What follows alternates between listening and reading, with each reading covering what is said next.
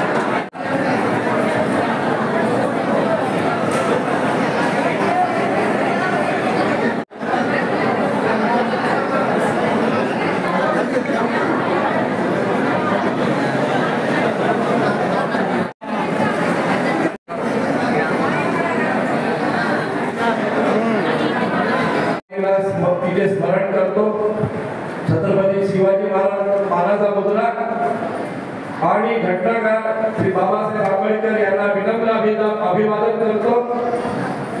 बराच वेळ झालेला आहे, मी जास्त वेळ घेणार नाही, बोलायचं खूप आहे, परंतु वेळेचं नियोजन करताना काही माझ्या भावना मी नंतर व्यक्त करेन। पण आज इथं तमाम माझ्यावर प्रेम करणारे माझे बंधू भगिनी, नातेवाईक, माझे सहकर्मचारी, पदाधिकारी, गुरुजन सर्व उपस्थित आहेत, त्यांना मी नमन करतो।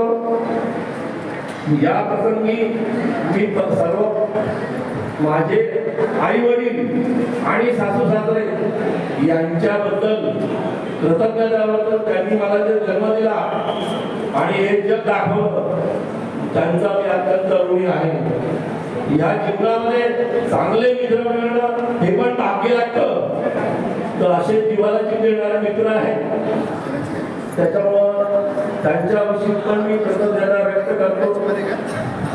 आलेला बँक ऑफ बडोदाने मला काय नाही दिलं, जीवनात सगळं काही दिलं, हे आज जे पण काय आहे ते बँक ऑफ बडोदा आहे।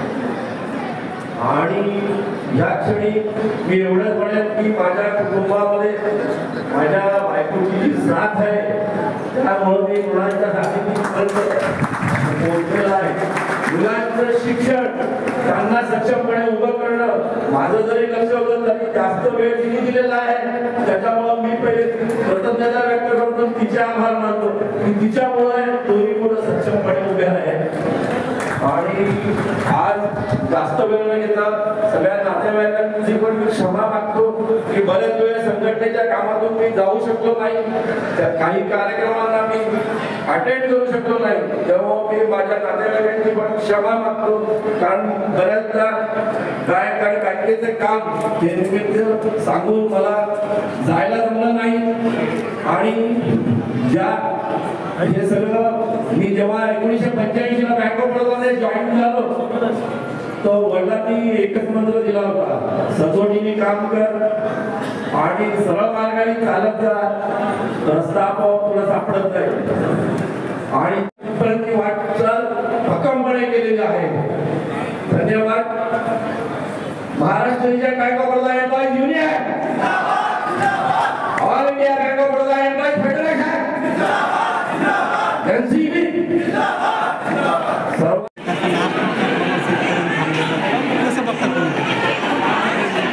महत्त्वाचं की जेव्हा 1985 ला बँक ऑफ बडोदामध्ये जॉईन झालो, तर माझा आदर्श माझ्या वडीलच आणि वडिलांनी सगळ्यांनी जे जीवन एक आदर्श शिक्षक म्हणून त्यांनी काम केलं आणि विद्यार्थी घडवले। असं उत्तम उदाहरण सर्जेराव ठोंबरे जे आहेत आत्ताचे, की ते माझ्या घरी 3 वर्ष वडिलांनी त्यांना सांभाळलं। त्यांनी जेव्हा सांगितलं नसतो आलो तर मी एक गुराढोरामागे फिरणारा शेतकरीच राहिलो असतो. तर अशा जीवन परावर्तित करताना माझ्या वडिलांनी असंख्य विद्यार्थ्यांना हाताची मदत दिली आणि त्यांचा हाताच्या बोटाला धरून त्यांना शिकवलं आणि समाजामध्ये उच्चस्थानी बसवलं. आणि कधीही कुठल्याही गोष्टीचा त्यांनी विचार केला नाही. घरामध्ये वारसा असल्यामुळे तोच वारसा पुढे नेतो आहे. बँकिंग इंडस्ट्रीमध्ये कर्मचाऱ्यांच्या अनेक प्रॉब्लेम्स आहेत, ते सॉल्व करण्यासाठी संघटन शक्ती मॅनेजमेंटला फक्त प्रॉफिट कमवणे हाच उद्देश असतो. प्रॉफिट कमवू नये ह्याच्या विरुद्ध नाही, परंतु सर्वांगीण विकास होण्यासाठी कर्मचाऱ्यांना वेळेचं नियोजन, वेळेशिवाय जर काम करत असेल तर त्यांना ओव्हरटाईम दिला गेला पाहिजे. आणि असंख्य अशा कौटुंबिक गरजा पूर्ण करण्यासाठी आम्ही संघटनाप्रती बँकेकडे मागत असतो. आणि जेव्हा आमचं मॅनेजमेंट आहे ते सदैव आमच्याशी हितगुज करतं आणि विन विन पोझिशनमध्ये बँक आणि कर्मचारी संघटना मिळून कर्मचाऱ्यांचे प्रॉब्लेम सॉल्व्ह होतात. त्यामुळे ते काम करताना एक प्रकारचे नशा येते म्हणल्यानंतर लोकांची ज्या दुःख डोळे पुसण्यामध्ये जो आनंद आहे तो पुढे पैशात विकत राहील. धन्यवाद. सर, तुम्ही तुमच्या बँकेची सेवा थांबण्यापर्यंत तुम्ही संघटनेत कार्यरत राहणार. पुढचं प्लॅनिंग काय केलं, संघटनेमध्ये काय करणार? आणि संघटनेमध्ये 10 ऑगस्ट 24ला आमचा ऑल इंडियाची एक जी मीटिंग झाली. माझी सेवानिवृत्ती 30 जून 25ला असतानाही त्यांनी ऑल इंडियाने जो विश्वास दाखवला आणि मला अखिल भारतीय पातळीवर त्यांनी पुढील 3 वर्षासाठी कार्यरत राहण्यासाठी माझी भारतीय पातळीवर उपाध्यक्ष म्हणून नेमणूक केली. यामध्ये माझ्या कामाची पावती म्हणा किंवा माझ्याप्रती असलेलं प्रेम म्हणा की मला कार्यरत राहण्यासाठी बँकेने ही संधी दिली, कर्मचारी संघटनांनी ही संधी. आज सेवानिवृत्तीनंतर काय प्लॅनिंग आहे? का पहिला वेळ देणार का अजून काही सामाजिक कार्य सक्रिय होणार? सामाजिक कार्य हे आता बँकेमध्ये काम करताना कुठल्याही जातीपातीचा किंवा धर्माचा विचार न करता मी असंख्य माझे बांधव माझ्या भागातले शहरातले शहराबाहेरचे सर्वांसाठी काम केलं आणि सगळ्यांना न्याय मिळेल ह्या उद्देशाने मी कार्यरत असतो. मी जे काम करतो कुठलीही राजकीय संघटनेचं मी पार्ट नाही. आम्ही कर्मचाऱ्यांसाठी बांधलेली संघटना याचं मी नेतृत्व करतो आणि याच्यामध्ये समाजातील उपेक्षित जो वर्ग आहे तळागाळात त्यांना मदत देण्यामध्ये जो आनंद मिळतो तो कशातच नाही. सर, बँकेच्या कर्मचाऱ्याचे काही प्रश्न आहेत. त्यामध्ये आंदोलन पण आपण मध्यंतरी बऱ्याच संघटनेच्या वतीने केलं. तुम्ही याच्याकडे कसं बघता? शासनाने काय करायला पाहिजे केंद्र सरकार? बेसिकली आमची जेव्हा चर्चा होती स्टेट लेवलला किंवा ऑल इंडिया लेवलला, या आजकाल आधार आणि पॅन अपडेट सगळीकडे झालेले आहेत आणि कलेक्टरला इतके प्रचंड पॉवर दिलेले आहे. तर त्यांनी ही बिलो पॉवर्टी लाईनची यादी त्यांनी स्वतः तयार करावी आणि एक सेल कलेक्टर ऑफिसला उडावं की त्यांना जी मदत पाहिजे.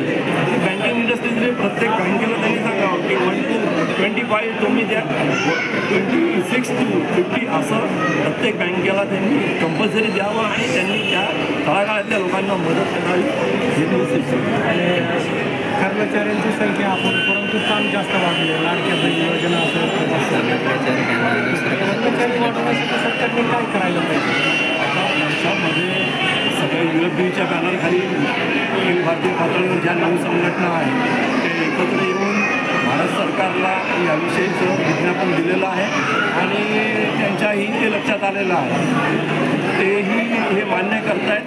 पण समाजात आमचं असं म्हणणं आहे की समाजामध्ये जे उदयोन्मुख आलेले मुलं ग्रॅज्युएट झालेले तर त्यांच्या हाताला काम मिळण्यासाठी त्यांना बाहेर पाठवण्यापेक्षा तुम्ही बँकिंग इंडस्ट्री सामावून घ्या. कारण आता संख्या कर्मचाऱ्यांची इतकी अपुरी पडते. सगळ्या योजना राबवण्यासाठी बँकेचा उपयोग करायला पाहिजे याच्याशी जमत नाही, परंतु त्यांना योग्य मॅनपॉवर पण सपोर्ट द्यायला हवा हे माझं म्हणणं आहे. आज कृतज्ञता सोहळा तुमच्या 4 तुमचा आज सत्कार केला कसं याच्याकडे कसं बघता? तुमच्या 4 काय नाही, हे एक प्रेम आहे. लोकांना माझ्याविषयी कृतज्ञता त्यांनी मी व्यक्त केली केली की बाबा जीवनाच्या ह्याच्यात असंख्य अडचणींना तोंड देत देत मी पण इथपर्यंत पोचलेलो आहे. याच्यामध्ये हे सगळे जे लोक भेटत गेले हा एक प्रवाह बनत गेला.